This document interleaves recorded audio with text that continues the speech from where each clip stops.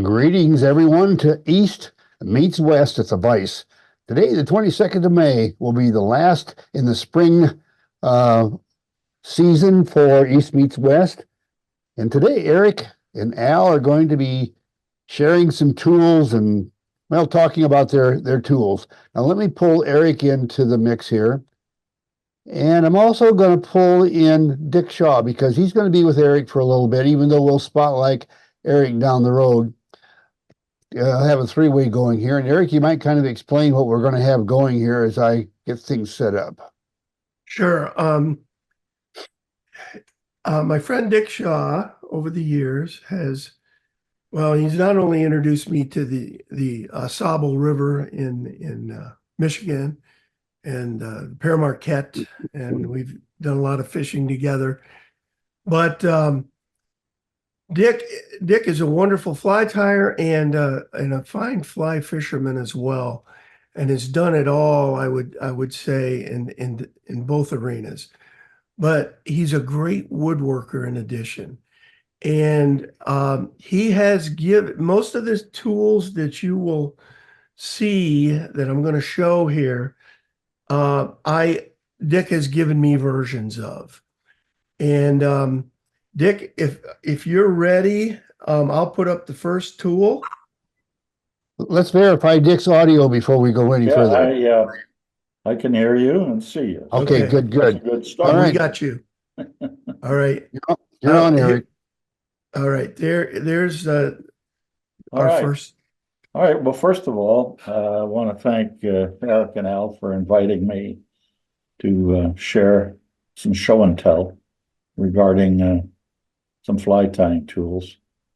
I can assure you, I don't consider myself a tool geek by any stretch of the imagination, but like most of you, I probably have a drawer or a box full of really neat tools purchased but rarely used, other than probably once or twice.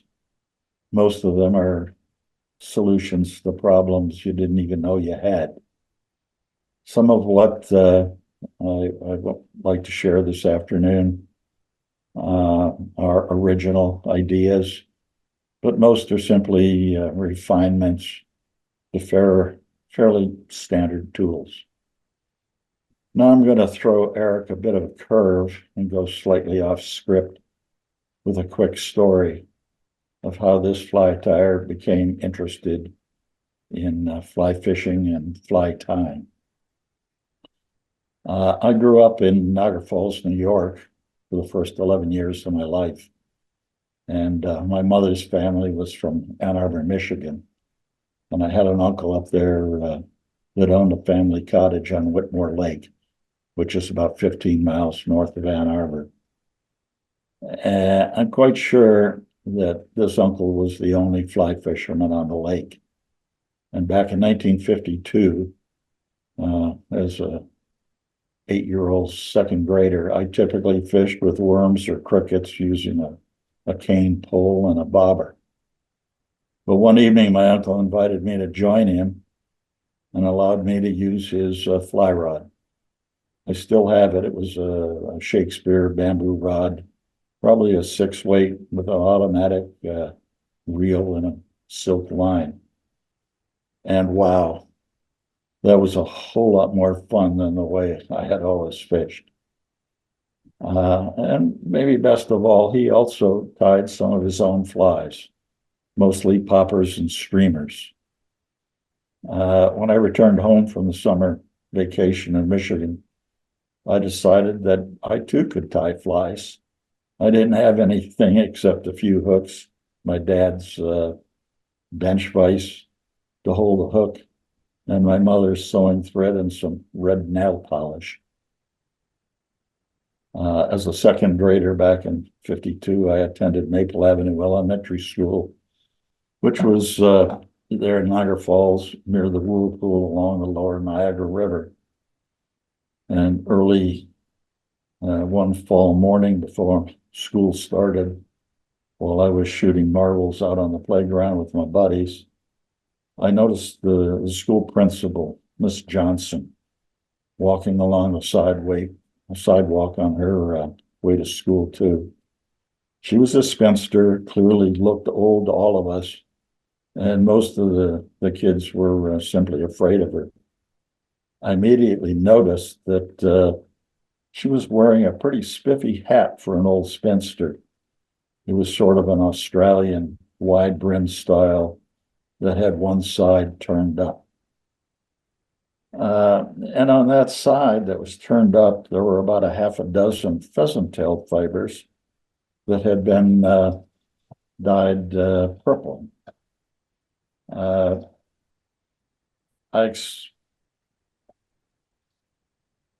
am amazed to this day that somehow I managed the courage to approach her, but I did, and explain that I was a fly fisherman and tied my own flies. And that if there was any way she could see her way clear to share one of those feathers with me, I could probably tie some pretty mean looking and fish catching flies. Much to my amazement, she took off her hat, broke off a feather, and gave it to me. I still have a couple of the flies that I tied with that feather. They ain't pretty, but I did manage to catch a few fish with them the next summer. And that's my story of how I got interested in both fly fishing and fly tying. So much for stories. This first photo is a pair of botkins, well, not new. It's an example of an important refinement of the tool.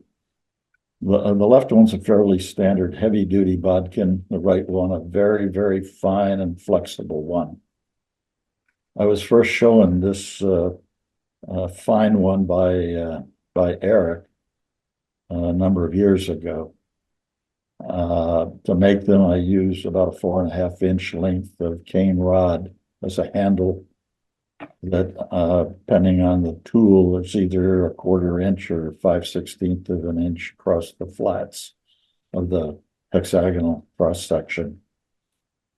The heavy one is used to poke holes or pull out stuff that needs some strength to it.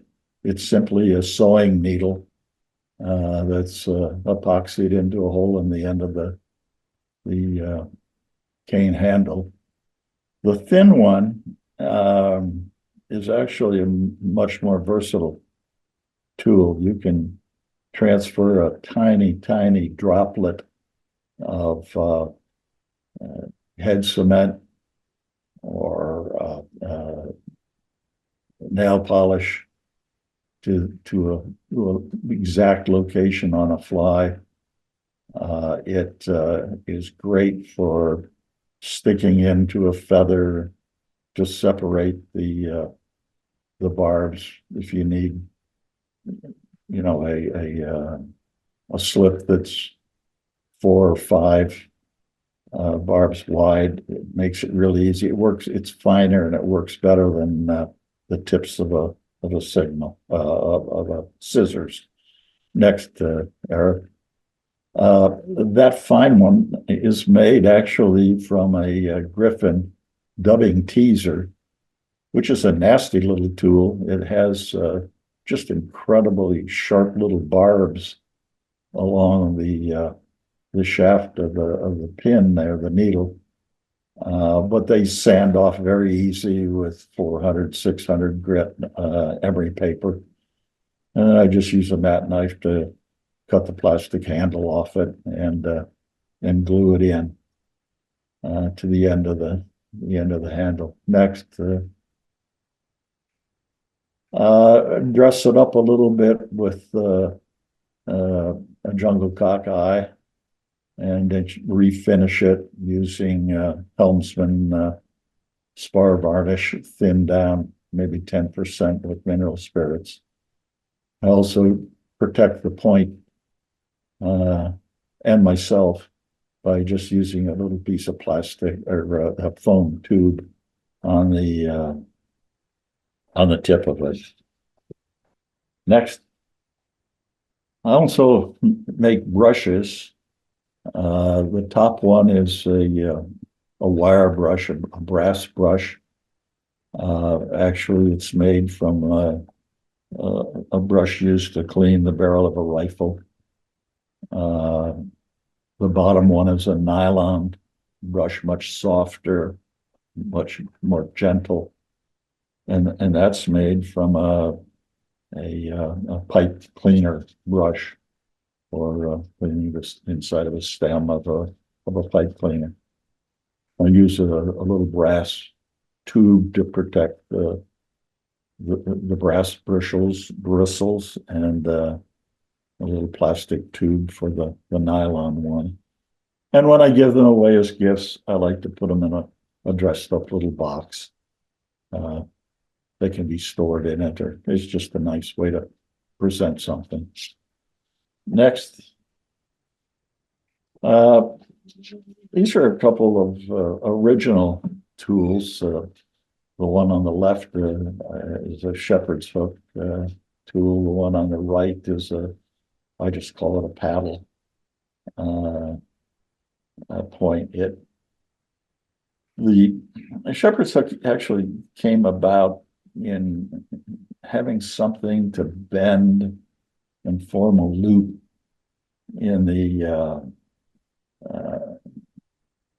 silkworm gut used to form the eye on a full dress salmon fly, and it's just the right diameter to form that loop and hold it in place and locate it perfectly when you tie it on to the end of the hook. I also found that it works great for spinning a dubbing loop. If it's a simple one and you want a lot of control over it, and the handle allows you to perfectly place the wraps as you're wrapping a dubbing loop up the shaft. The other tool is something that would take off I learned from Eric. He uses a dental tool when he does his salmon flies as a way to get up between the rear wing and the near wing. Works better than a needle point bodkin because it's flat and it's very easy to get it up and separate things. Go ahead, next one. The next tool is not really a fly tying tool, but it's something I came up with, which on bitter cold days, if you're steelhead fishing, just works great. It's simply a piece of surgical tubing, about 2 inches long. I use a 1/4 inch brass or stainless steel rod. And if you are tying a fly on, and you need to get a grip on it when your hands are cold and wet, and you're using, 2X or 1X tippet, you can cut your hand very easily, getting a good tug on it. You just take this tool and wrap the leader material around it about twice. Let it come out between your fingers so that you have sort of a T arrangement, and you can pull a knot just as tight as you ever would want to without suffering pain, seeing any blood on your hands. Next. One of the greatest fears I always had was tipping over a bottle of liquid, head cement, whatever, on my tying desk. Actually did it once, and I said, there's got to be a better way. So I make these, I call them little hockey pucks. They're about 2.5 inches in diameter, and they have an 1/8 inch solid brass base on them. And I can cut any drill or carve any size hole I want in the top of it. Round ones, square ones, or the one on the right is sort of a kidney shape. And the thing to remember here is when the cap is off the bottle, you never take the bottle out of the holder. Yet, and it's worked great. I haven't tipped one over since I've been using it. Next. Made a bunch of these over the years. They're hook and bead dishes. Again, something that you can put on your desk. You put small flies in it as you finish them. I used to use the condiment cups from the fast food places, and they work great. But this just classes it up a little bit. Again, it's made out of curly cherry with a solid brass bottom, and then there's felt on the bottom of the brass. Next, I also do cork displays. Again, a piece of curly cherry with an OG edge on it, and holes drilled the size with corks, and do them in versions of 3 or 5 or 1 cork, and you can set up a display if you want. Eric uses these if he does a fly tying demonstration at fairs or expos for fly fishing. And these are flies that I've tied recently for steelhead that seem to work for me. They're some of my favorite patterns. Next. Also do one that's just a single one where you can pick up the cork and turn the fly around and look at it from all sides. Next. Yeah, this works even better. It's just an alligator clip that's soldered onto a brass rod and has a base which is probably not more than 1.5 inches in diameter. And again, it allows you to hold a fly as an example of you got something you're trying to copy or use as a model. You can pick it up and rotate it and look at it from all sides very easily. Next. When I started tying full dress flies, this probably isn't the right picture, but the problem is, what do you do with them after you finish tying them? They're extremely fragile. You don't fish with them, at least Eric and I don't. After spending hours and the cost of the materials, can't just throw them in a drawer. A friend of ours up in Michigan introduced us to these little plastic boxes. They are actually designed and sold to the whole baseball cards, and they're a perfect size. They've got 3/16 of an inch space between the front and the back panels, and use a little silicone dot to stick on it. It comes with adhesive on it, and impale the hook on it. And now you have all these things. If you want to display them, I made some bases next that you can stand them up and do show and tell with a fly. There's a label on top of the box that has the name of the fly and the date that it was tied. This is probably my favorite steelhead fly. It's just got a pine squirrel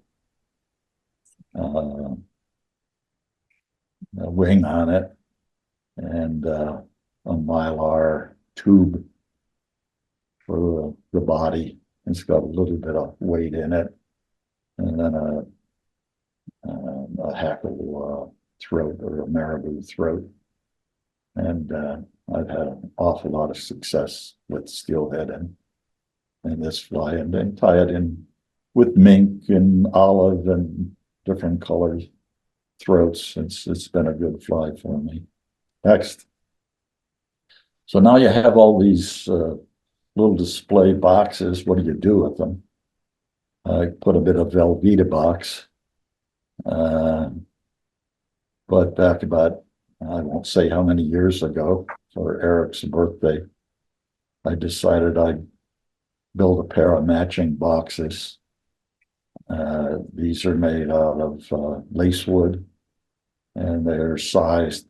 The interior is lined with green velvet, and they're sized to the whole 48 of these little plastic box containers. Is a great way to just store really precious flies, and include a brass oval in the lid with the owner's name laser engraved in it, and then down in the bottom of the box in the lower right corner is another little disc that has my initials and the date for the box that the box was made. Next, also do boxes as gifts. I have a fellow that I fish with up in on the Osaba, who had a piece of walnut that was his grandfather's. He was going to make a gun stock out of it and never got around to it. And when he found out I liked to make sawdust, he offered it to me, which I obviously accepted. And in return, built him a box with his name and a little bit of brown trout artwork in the lid. Next. And that's Eric's box again, with his name and his collection of full dress salmon flies. Next. Back 30 years ago, I got into some saltwater patterns that all the rage was flies with epoxy heads. And the problem with epoxy, you had to sit and hold the fly and move it around so that it didn't drip.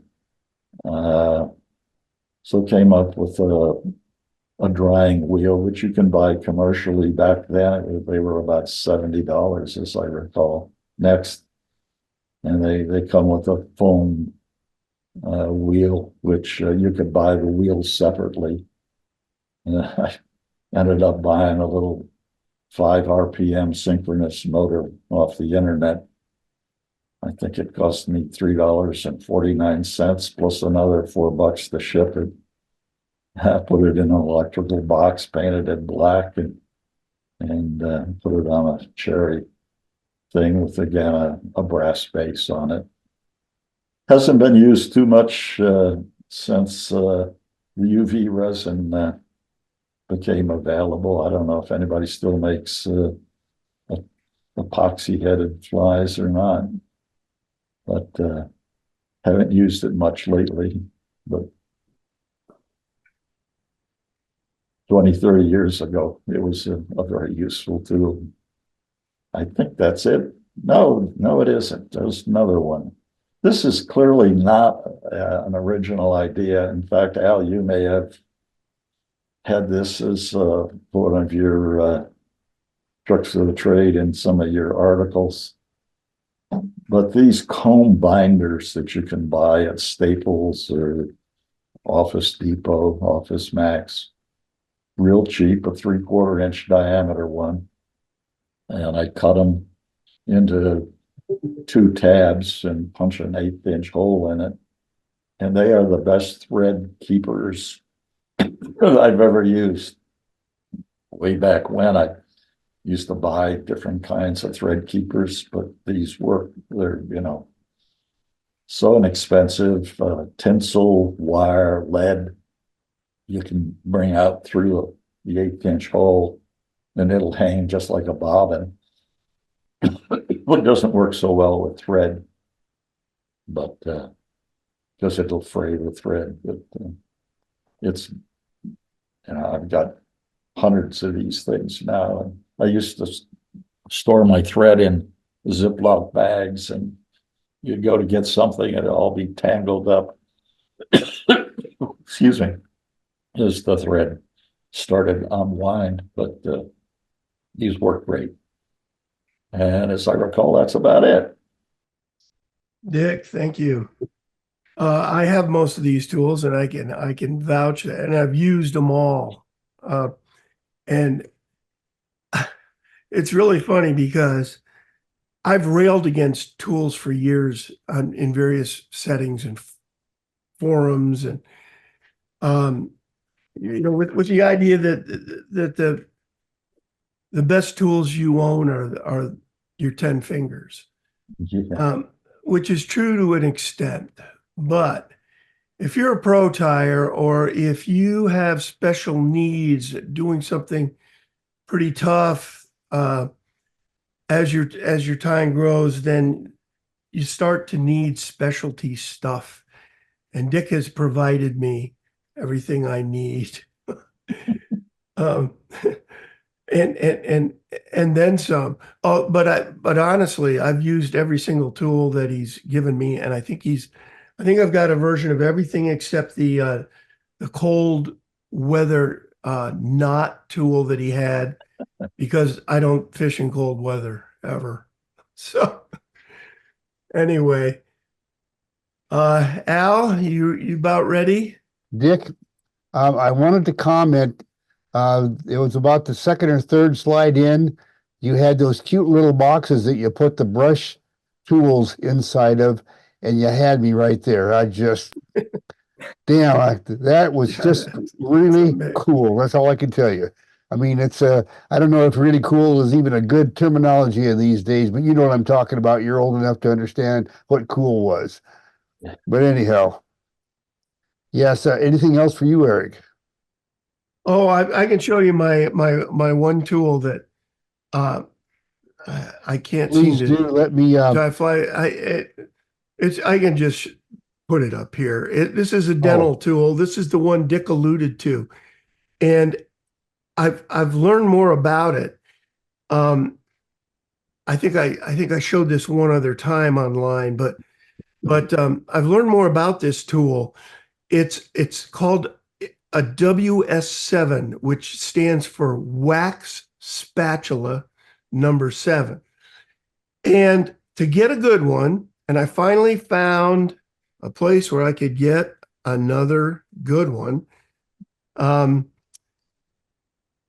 To get a good one, you've got to spend $50. You've got to get the stainless steel dental, the true dental one, not the ones sold on Amazon for $6 or $8. I've got a couple of those, and they're terrible.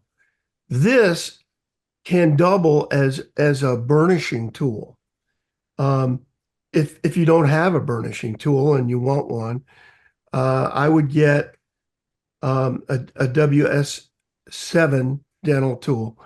Now, let me say this. The only place that I found where I could actually purchase this thing was on eBay. And through eBay, you don't have to register your dental clinic with the site.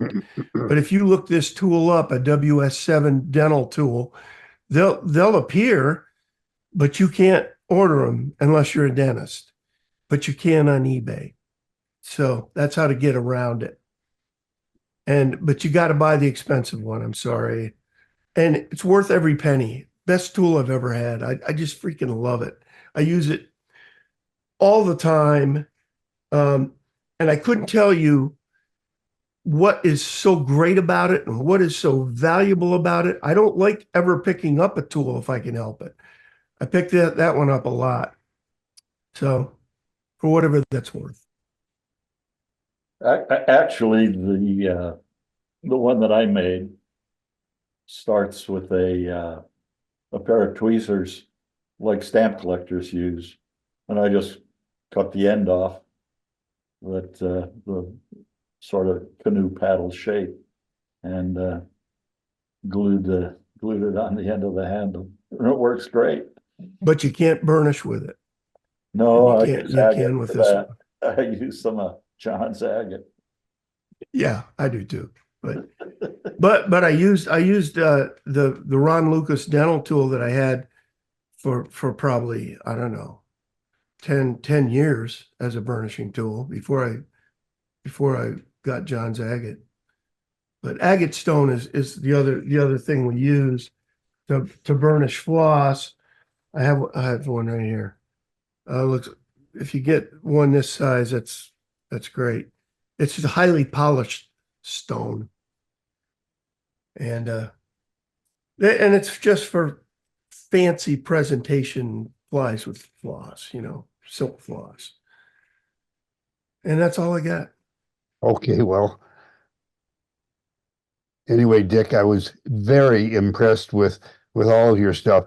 And I'm not even going to try to compare the tools here. In fact, I have no intention of sharing all the tools that I've accumulated over the years. What I'm going to do is give you a little bit of a walk down memory lane, which, as it turns out, given the amount of time that I've been on this earth along with Dick, that it's going to be a little bit of a look at history as well. And I'm going to start right now with a look at my first vise. And my first vise came with a Hank Roberts fly tying kit when I was 14 years old. Well, that vise looked identical to this one and fell apart, or actually broke, after using it for about a month. It was not the best. Probably wasn't made for what I used it for. I started commercial tying about a month after I learned to tie flies, because all I tied for the first, I don't know, 6-8 years, being a kid on an Iowa farm, was streamers.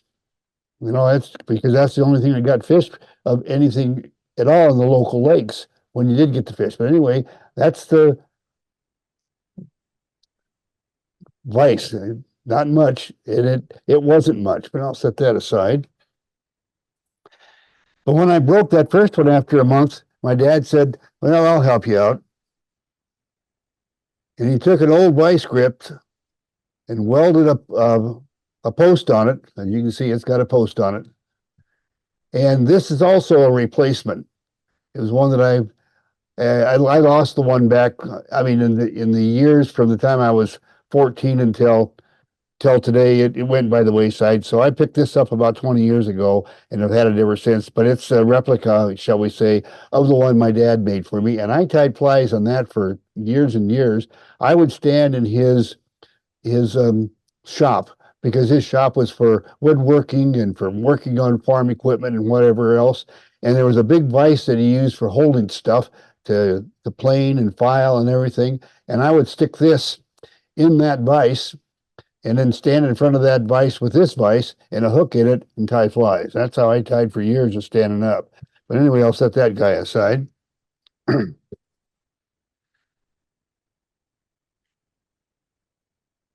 Then I ran across this one and I said, well, geez, I'll get it. And what I liked about this one is it was obviously homemade, all out of a piece of iron. So I just got it as a replacement for my original one until I actually found the original that I could buy on eBay, which is where I got that first vise. But I'll set that aside. Then I really started going uptown. The Thompson B.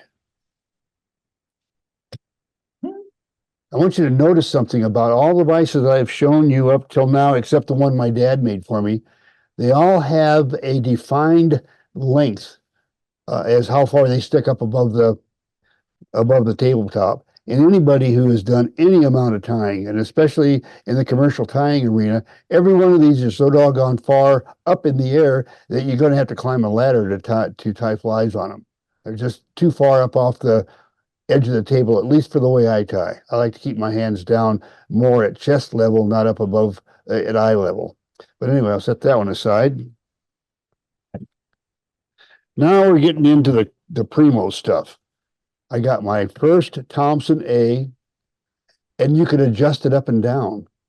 And one of the things that I learned early on, I mean, I'd only been tying commercially at that time, probably about 10 years, that I found that if you put a lot of hours into the vise, that being able to move it up and down at different times through the day that would rest your back a little bit so that your arms would be a little bit lower, a little bit higher, and hour in this position, hour in that position.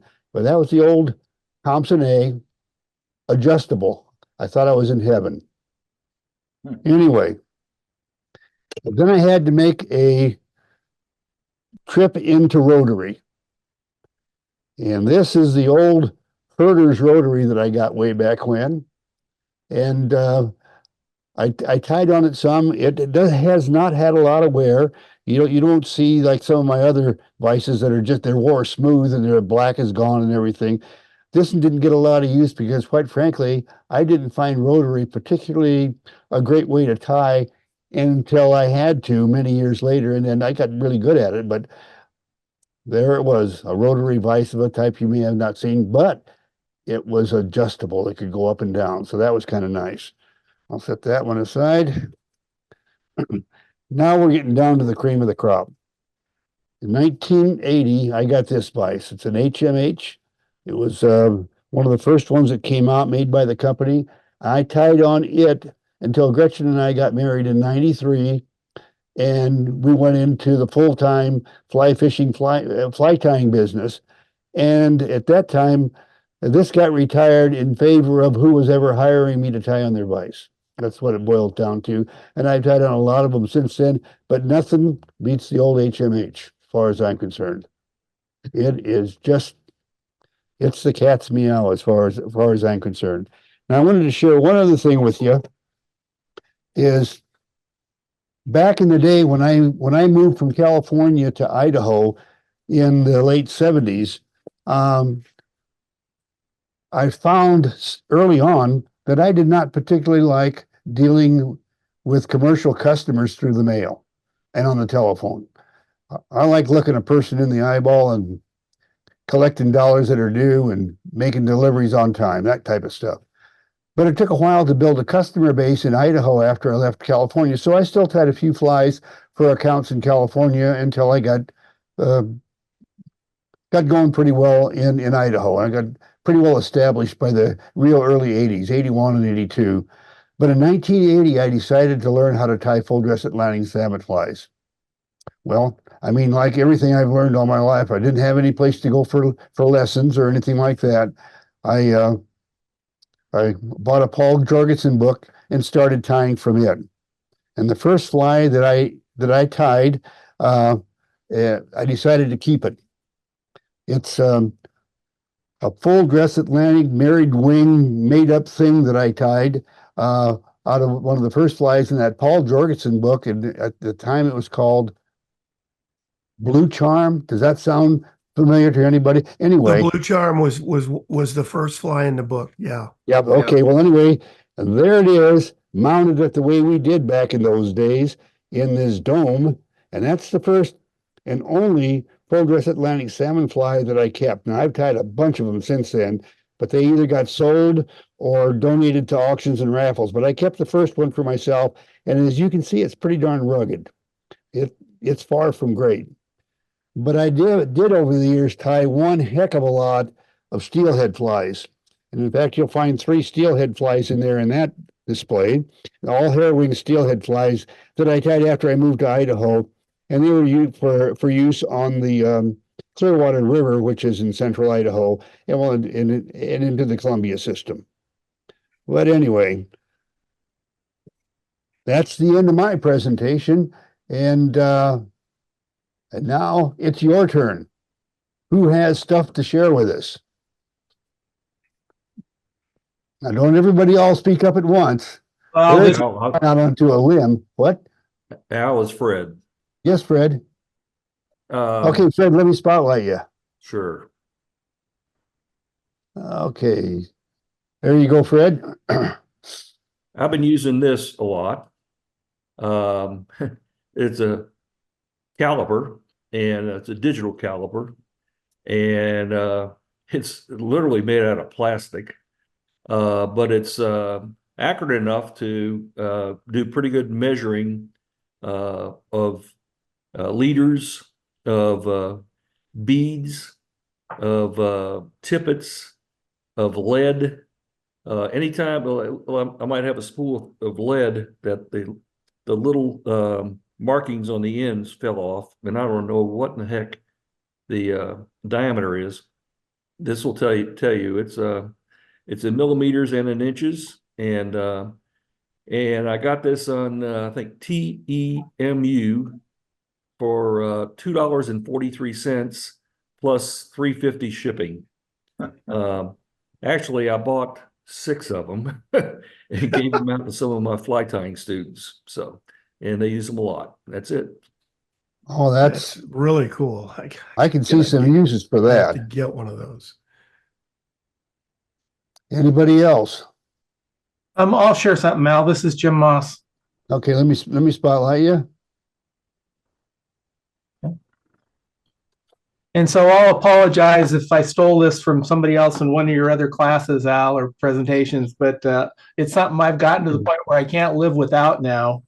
And so I always had a trouble with the bodkins that you buy or come in kits with being too thin and not hefty enough.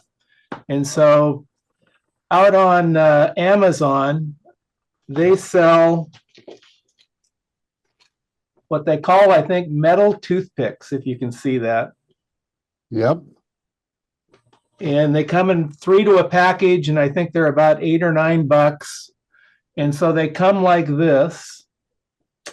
And you can see there's sort of a knurled end at one side, and the other end there's a little hole for a split ring. And so one of the things I found really valuable about this, if you put the split ring in the hole that comes with the toothpick, it won't roll on your desk anymore. So you don't have the problem like some bodkins do where they roll off and stick in your foot, or you have to hunt for them on the floor, that type of thing. So I love that. And then if you unscrew it, the toothpick part is in the center of this, and you just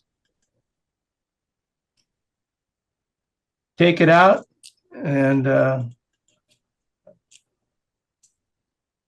screw the 2 pieces together, and you've now got a bodkin.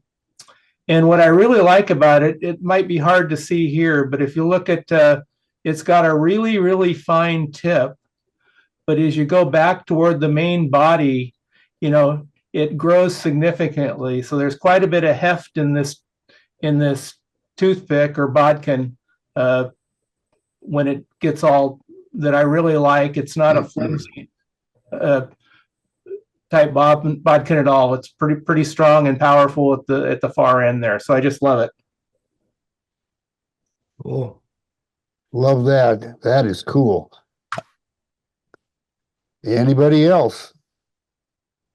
I got something, Al. Okay, just let me spotlight you, Lou. Okay. Yeah, years ago, I used to do some of the wing burning, but my wife didn't like the smell in the house. So she bought me, I don't know if you can read this, but it's the wing cutter. Yep, I've seen those. Yeah, and it's from, it's a Yorkshire wing cutter, and it's from England, and it's got a fancy handle. It's got this plastic piece in there, and if you look inside, there's the size of what you cut. And it states that it's made from the finest Sheffield steel.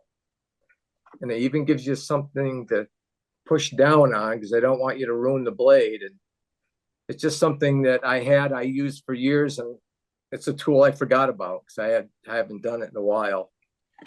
So, Lou, I've got a set of those. You do? I do. Yeah. And there's one other tool. I don't know if you can see this or not. It was put up by Marriott's down there in California, Bob Marriott's store. Yeah, Fullerton. Yeah. Well, this is for CDC. I've been working with CDC since the 88 or 89. And it's you roll the CDC feather, and there's got 3 needles here. And you slide this bar back and forth and open it up, and you put the CDC feather in, and then you roll it, and the feathers go out to the side. Then you slide it off, grab the bunch, break it off, and tie it on. Now you got the clips and everything, but this was the way they did it back then. So it's just Oh. something a little bit different. How cool. That's neat.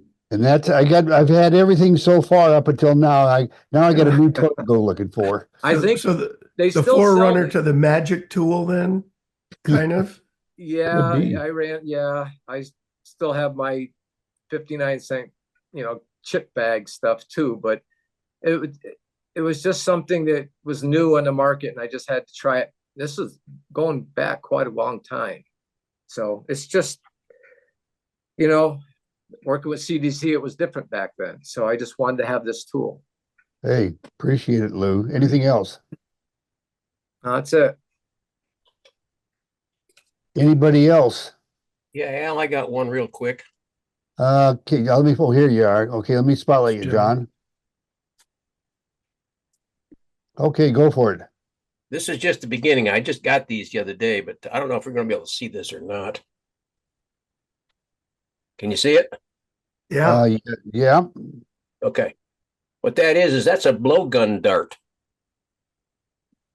And it's real thin, Okay, I got that. I could even, okay, very, got very it. sharp. What I'm going to do is I'm going to mount it in a piece of bamboo rod blank that I've got. I'll take a little sharpness off of the blade, and this is a great device for putting UV on the heads of flies.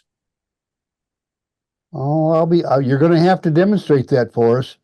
Well, I'm not ready to do that quite yet, but yeah, we'll Well, do that. I'll tell you what, I got to get it built yet. So Well, when I get we're it winding, built, I'll show you. we're winding up Fly Tying Friday in 2 weeks. So let's look for doing something in the fall. Okay, works for me. Awesome. Anything else, John? Not today. That's it for me, Al. Thank you. Okay. We're back to the rest of you. Well, this is what I was hoping for when we came up Yes. with this tool David thing. Buckner, if you don't raise your hand, I'm going to get really excited with you. Okay, I'm spotlighting David, but just a minute, David. Let me spotlight you. There you go. We talked last week about the eyes, dotting eyes, the paint eyes, and those are dowels with cut off crochet needles, different sizes. One of the guys in the club also found these at the dollar store, and they're actually made for dotting jewelry. For jewelry. For dotting making. what? For dotting what? For making jewelry. Oh, I'll be darned. Wow. And same concept, but I've got a real unusual one here for you. That's my furling spinner. That is a nose hair trimmer. How about that? Oh, Jesus, I forgot. Yeah. I use cut off nails for putting dots on them. Just put nails in the end of a dowel stick and cut them off, different size nails, and they work great. Anything else, David?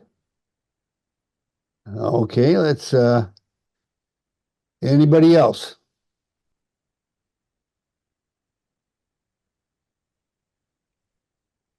Now, Barry, I'm disappointed you're not showing us anything because it's one of your tips, this one in Fly Tire Magazine very recently, and that was using the sticky side of Post-it notes. But obviously you've got some kind of tools around there. You don't just use Post-it notes for everything. Yeah, the only thing I've got that is kind of the counterpart to the one that Jim Moss showed, and this has got an insect specimen pen mounted in it. And so it's very, very fine. You can order those in whatever size you want. And you can tell it's really, really small and very flexible.